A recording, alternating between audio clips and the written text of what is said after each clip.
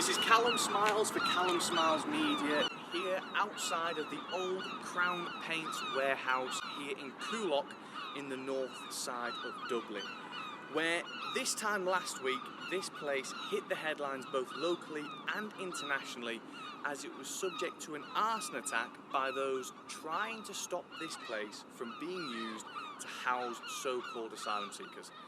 Recently, the government was having this place repurposed to house at least 500 so-called asylum seekers, some of which we've been told were undocumented migrant men, as they tried to move them in last Monday, which is when all this started. So last Monday, 15 arrests were made, and in a special sitting at Dublin District Court, they were arrested and will be again in court on September the 18th. And since then, more arrests have been made. And I managed to speak to some of the local protesters and elected councillors to ask them exactly what they think about all this and exactly what went on from their perspective. What happened to Coolock last week?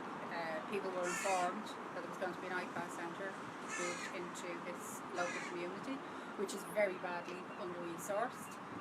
The infrastructure hasn't changed in years. We've an abysmal hospital system. There are no teachers in the schools because they can't afford accommodation, and then the people are told here we're going to fill up the old Crown Paints factory. So there has been no engagement with any of the government. I actually interviewed people living on the Malahide Road who said that they had had no engagement about what was happening, and the first they knew about was the people on the protest there the other day. So when you have large groups of people and they feel there's no engagement, which there isn't, there's a complete disconnect with our government, they're left with very little resource other than peaceful process. So the protests were peaceful up to a point, and then they sent the ERU in, which agitated people there on the day.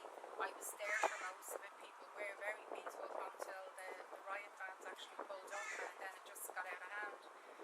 Myself and Suzanne have supported all the protests around the country, and they've all ended badly with the government just putting in the immigrants into these centres, and the people have been left with absolutely no voice. And what do you think the answer to all this is? How do you think it can be resolved peacefully? I personally believe, Callum, that it's the government's responsibility to end this situation peacefully. They are the government. The people elected these representatives into government, whatever way they got into government, to manage the situation. I think the illegal, unvetted migrants that are allowed to swamp into the country is causing the biggest problem. The best way to resolve that at the moment, the quickest way, is to close the borders for now and give the government time to get their process in place. Myself and Madeline have done a lot of campaigning and work and attended all the protests. We're just rolling out our own initiative. We're saying to people, in the interim, we voted in this government who are not doing the job properly. We're encouraging people really avidly over the next couple of months to register to vote and then to vote. We're going to run a second campaign to help people with that voting process, not tell them who to vote for. So, for example, in Coolock, I've seen a lot of people come forward and say they're going to run in the general elections. It's just to make sure that people are registered to vote and can vote their candidates in. There was no violence at the start. Nothing broke out. Nothing was thrown at Gardai. And one instance, a young man was attacked by Gardai because he was trying to cross the road. What happened to him I can't actually reveal because this is going down through a lawsuit, and I can't say what happened, but I can reveal that the guard that did this, he did it with malicious intent, and that case will be looked after. It will be targeted by the family for what he did, but that instance that happened is what triggered people to be annoyed at that stage at the Gardai, because it was brutality against a young lad, and from then on chaos broke out. So what I'm told by one of the local protesters is earlier last week the Garda came and told the protesters they had to go, which they were actually complying with. And then when they were leaving, I'm told They were basically crossing migrants which were going to be put in this nearly completed migrant housing facility, who started goading them, and that is when things escalated, and then we started to see the fires here. What happened Monday was we were camping out here for 3.5 months peacefully, not a problem, no trouble, no nothing. The guards come down after 3.5 months, told the lads they had 30 seconds to leave the building or leave the camp, or they were going to be squashed in it. So the lads gathered up what they could. Some of the lads left their phones, their chargers, everything was squashed in there. They moved down the road off of Section 8 and stood down there and watched it as the police come in and dismantled the whole place. And then at 7:30, 8 o'clock on the Monday morning, 5 or 6 Algerian refugees are seen walking up the road with smiles on their faces, bags in their back, trying to get into Crown Paints. No women, no children, no Ukrainians.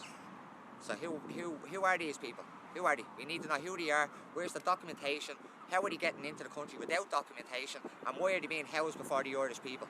The people that are pepper sprayed are 6-year-old kids, 12-year-old kid, a 78-year-old terminally ill woman, a 78-year-old man sitting at a bus stop.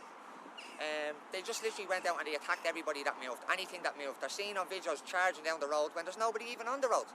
You can see local people come out of the gardens and ask them, explain yourselves, what are you doing here? Why are you charging up the road? He pans the camera, the road is empty. They're screaming, banging shields, running up the road when there's nobody there. They're intimidating normal, hard-working, decent people in Ireland, and we're not having it anymore. We're not having it. I fucking don't need it. Yeah. And he kept giving it to me. Dirty bastards. And he moved them from over there when there was red up on them. It's disgraceful. Disgraceful. Dad, you go on back over there. I don't want you getting involved in this. Go on. Whatever, I have to be here. I'm only thinking of my grandkids. I know what you're thinking of. I'm thinking of grandchildren. Big grandchildren. Shouldn't be fucking here, but why wouldn't I be here? Exactly. Fair play to you. More like you here. Like the talking it. 78 years of age, and that guard stuck it into me face and sprayed me all over. Standing here peacefully, I'm only thinking of my grandchildren. And I hope everybody else is thinking of their children. Because the country is being ruined. They can't close the doors now because there's no room to take anybody else in. And they say Ireland for the Irish. Oh, boy, Jesus. It's not Irish now. So, what we have is on one side, you have the local protesters, Coolock says no, who have seen their country quickly flood with undocumented migrant men in recent years, correlating with a rise in violent crime and sexual assault. And on the other side, we have the state, which has orchestrated all this. And what I hear from the locals, the biggest problem is the state don't actually seem to either listen to or care about the locals' concerns, and neither one of them has said they're going to back down. So how this develops could get a lot more violent. One of the things that is concerning citizens across Ireland is just how heavy-handed the Guard were being. It wasn't how they were being heavy-handed with the protesters right outside the paint centre, it's more how heavy-handed they were being with people who weren't even involved. There's footage of the Garda chasing a man down the street and beating him, a man who's just stood on his own. There is even footage of the Garda spraying local councillors and even a terminally ill elderly woman at the bus stop. And this is the sort of thing that is really starting to concern everyone across Ireland and could maybe even spark some form of revolution that the government don't want to be on the end of. These offices here, every single one of them are stacked up with 5 or 6 beds. That goes in, around and down, it goes in around there and all the way back.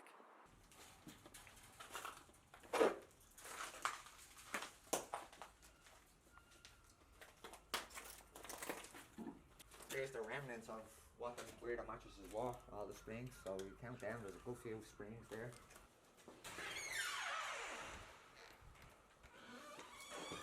Like you see, there's 6 of these big warehouses like this.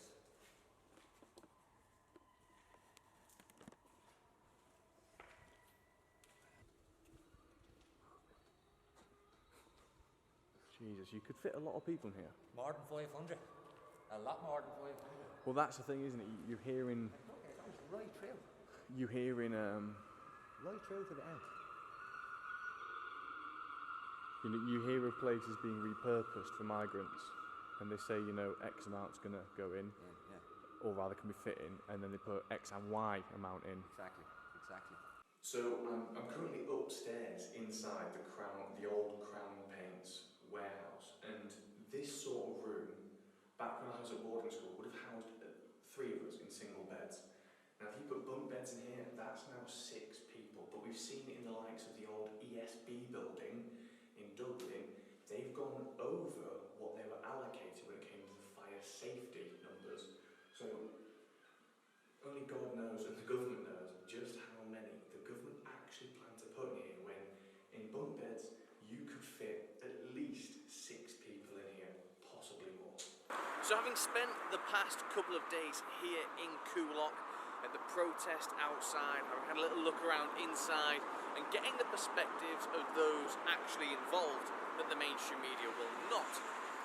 It's clear to see with the noises we've heard from the road, where people are beeping towards the protesters, showing their support, that the tune of the public really has changed here in Ireland.